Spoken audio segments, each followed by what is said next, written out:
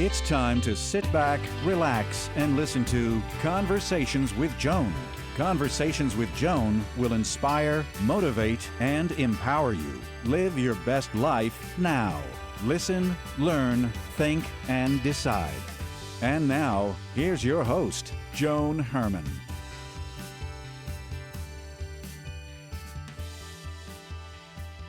Welcome to Change Your Attitude, Change Your Life's Conversations with Joan. I'm Joan Herman. Thanks for tuning in.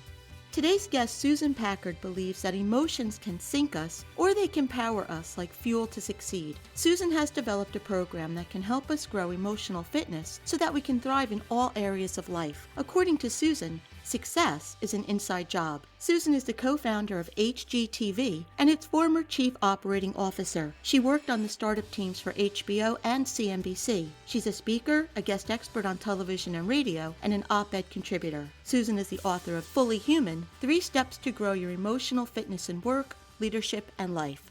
Welcome, Susan. Thank you so much for joining us. Thank you, Joan, for having me. So, Susan, you teach us that we should grow our emotional fitness in order to thrive in all areas of life. When did you learn that emotions play a vital role in the workplace?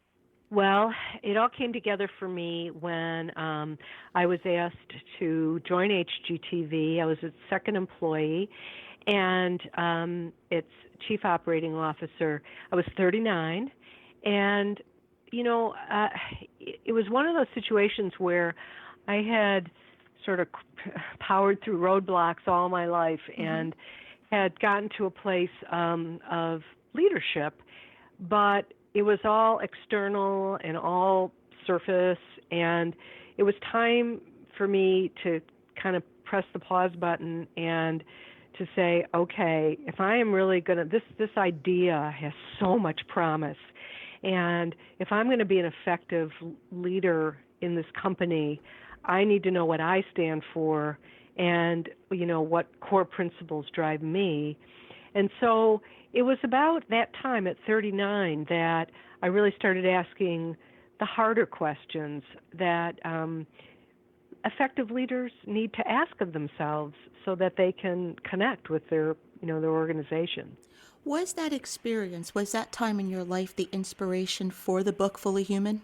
I would say that experience, I didn't have any idea I'd ever be writing books, but yeah, because the first book I wrote, New Rules of the Game, is really more about the actions and strategies and behaviors to navigate a workplace successfully.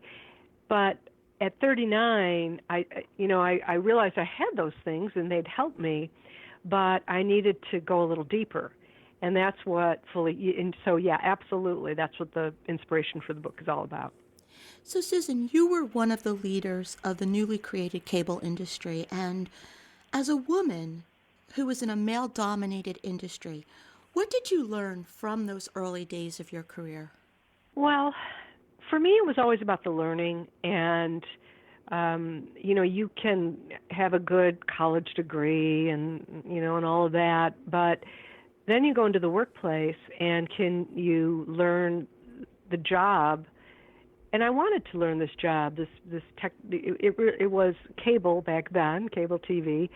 I wanted to understand it and learn it. So the only people around to teach me were men, and I didn't really see it as a gender issue. In my first book, I talk about climbing poles, with some of my clients, and just trying to see the business through their eyes, which is an EQ practice, is the understanding what's important to your client is, I think, foundational to being effective whether you're a marketer or salesperson or manager.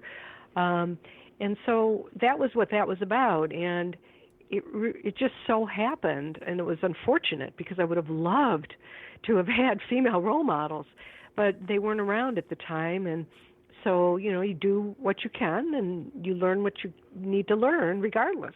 So you just mentioned that it was an EQ practice. Let's talk about that for a moment. What is emotional fitness? Emotional fitness is the modernized version, the fortified version of the idea called emotional intelligence, or EQ for short, that was brought to workplaces in the 90s. It's a skill set, and it's basically self-awareness, and it's also reading others and responding effectively to them and their emotions. So it's two things, and it was technology was just starting to take off in the 90s when this idea came into being. So here we are in the work world of 2019, and technology dominates it. So that I felt it was critical that got addressed in this book, as well as outside the workplace. There's so much emotional chaos and anxiety that we're feeling. There was a lot in my book. I have a lot of research on 40 million people experience some sort of social anxiety, and 21 million people in substance abuse, and more suicides than homicides. All of this going on today, and the numbers have never been more dire, truthfully. So it's really hard to practice good EQ. It's a harder time today, and we bring a lot of these unsettled feelings into the workplace with us. So this idea that the book is about, the 3 steps, is what do you do about that, and how can you live your best and most productive emotional life, whether it's work or outside of the workplace. And that's what these 3 steps help with. So the 3 components that you write about, willingness, trust, and we principles. Looking at the first, willingness, taking action, be willing to try, what do you believe holds so many of us back from taking action?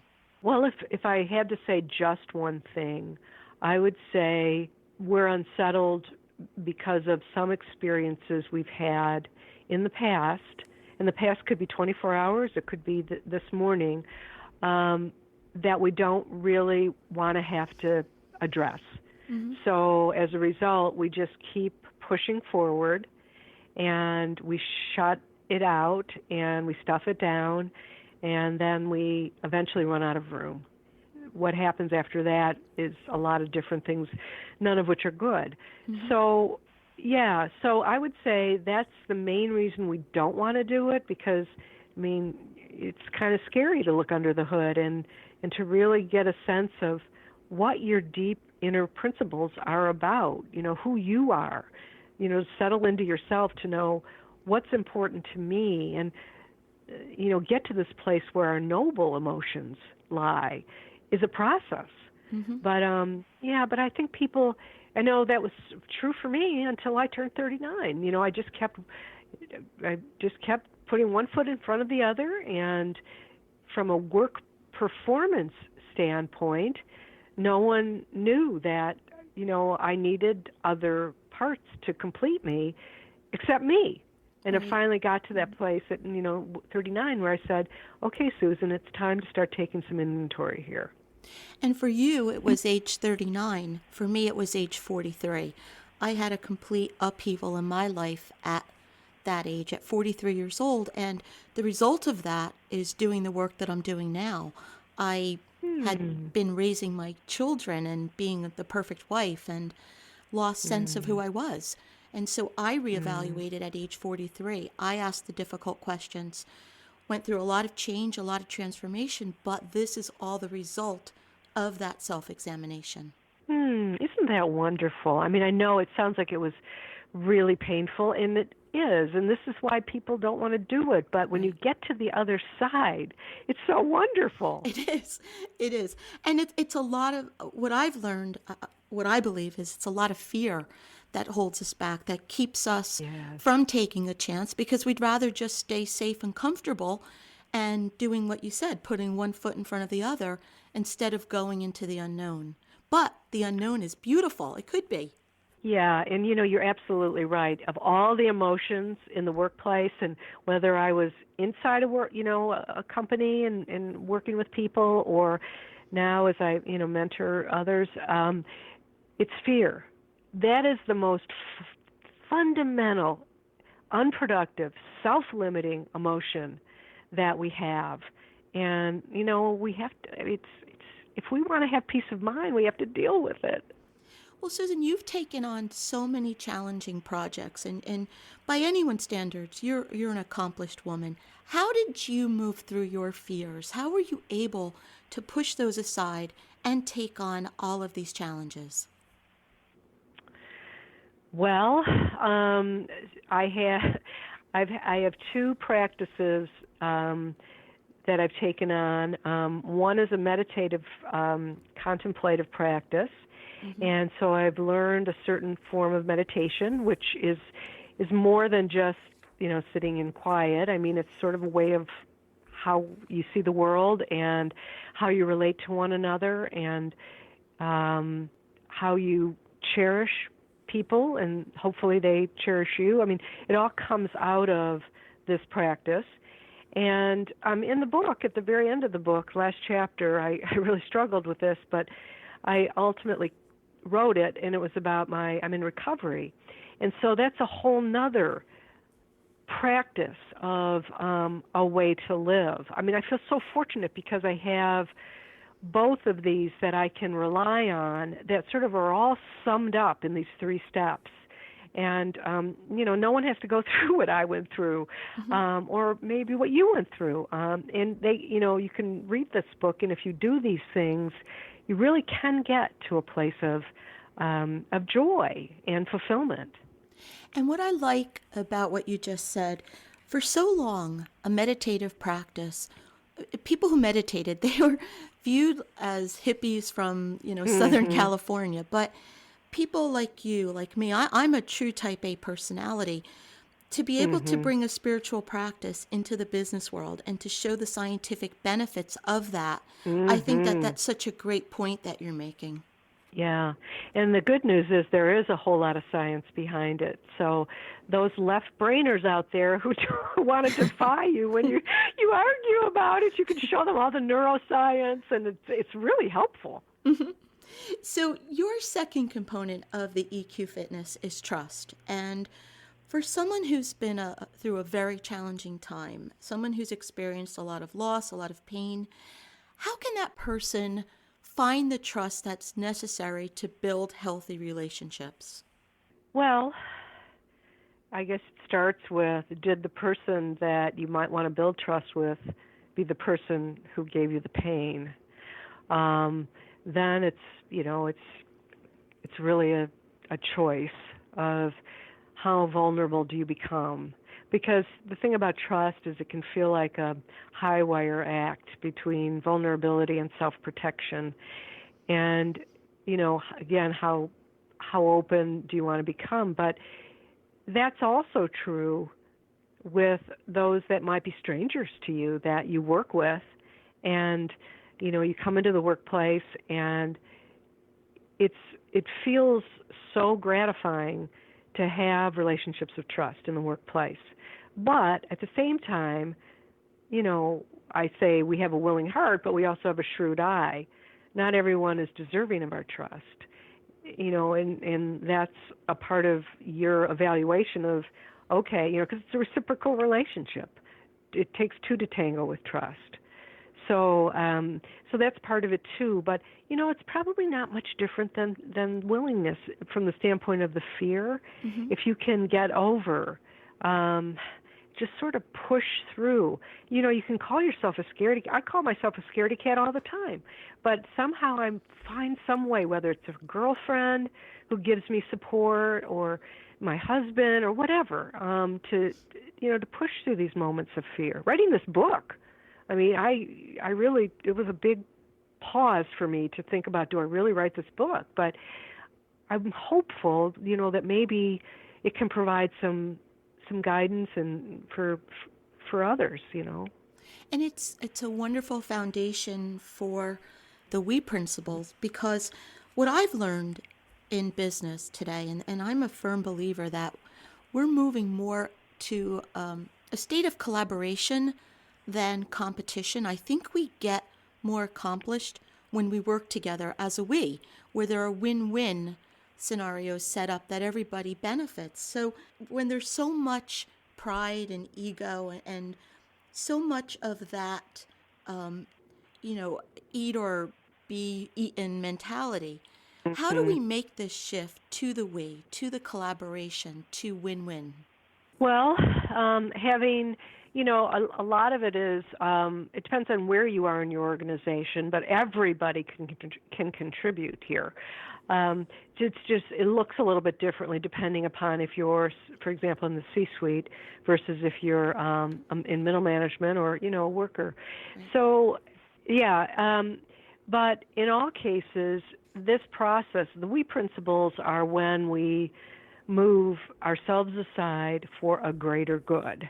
And that greater good can be your team, it can be your family, it can be your community, it can be any number of things. This is a discipline because we're not by nature. By nature, we start with ego, and we need to survive. And so ego is good to help us survive. But what it doesn't do, at least what it didn't do for me, is it didn't help me to thrive. It didn't help me to emotionally be fulfilled. I needed something different and something more. And so we principles are our EQ fit leaders and workers. They know when to trade those moments of me for the moments of grace that you get with we. And it's not all the time. Again, we need the ego too, but it's that balance that is missing today in how people work. If something material happens, let's say I manage a team of people, and something really dramatic happens that impacts them, I don't care what it takes. I am going to assert my ego and my power to not let that happen again. But if it's something that I was most likely just in the eye of the storm, sort of in the middle of the hurricane there, and I really wasn't even, I got impacted by it, but it really wasn't directed at me, then I let that go. It's just not worth worrying about and, putting it into your brain and tossing it around. And knowing how to do that it's a judgment, but it comes with practice and a few birthdays and practicing these steps as well. The book is Fully Human, 3 Steps to Grow Your Emotional Fitness in Work, Leadership, and Life. If you'd like to get more information about Susan and her work, you can visit susanpackard.com. Susan, in about 30 seconds or less, you're a successful leader, you've been surrounded by successful leaders, and you've studied successful leaders. What do you believe is the most important trait that a successful leader must have? I think it's compassion. I think that the most successful leaders I've known and read about, and over the centuries I've looked at, they have compassion, and that's a connector, and it allows you to lead others, and also it allows you, self-compassion. It allows you to be in a good place in terms of how you carry yourself and how you do connect with others. Susan, thank you so much for joining us and for sharing ways that we can grow our emotional fitness so that we can thrive in all areas of life. I agree with you. Success is an inside job, and you provide wonderful tools that can help us bring our full selves to all we do. So thank you for being here. Thank you for having me, Joan. This is Conversations with Joan. Until next time, thanks for tuning in.